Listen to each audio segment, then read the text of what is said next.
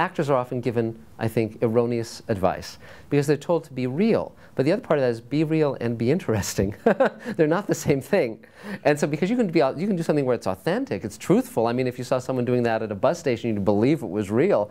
But it's like, well, you know, it's not interesting, it's boring. So the trick is, what's going to be authentic, but also something that other people will be interested in? So I think as an actor, you say, okay, how can I make this distinctive? How can I make it truthful to myself? How can I find something in myself that's unique to me? So I think part of it is kind of just being present to what you do as a person and also observing other people.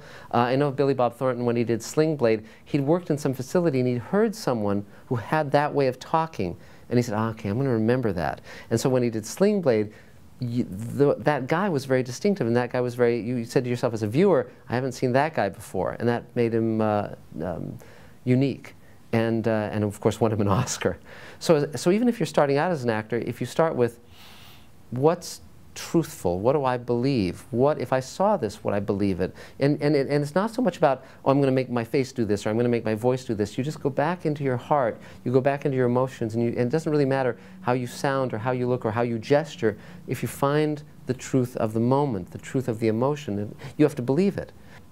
I recently took a class where it was acting for directors so that you can understand what actors go through.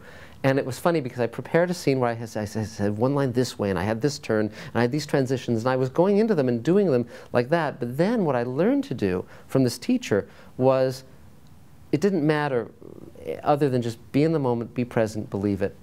Just believe it.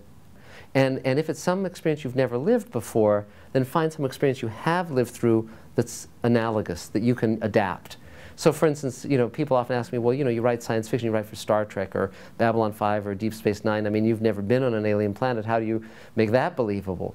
Well, you go to the truth of the character. So I may have never been a Vulcan, but I can certainly understand what it's like to be an outsider and to be rejected and to want to belong and not be able to. And so if I can go to that, then I can write that. I can write Spock, you know, or those characters, and have it be truthful and have it communicate to an audience.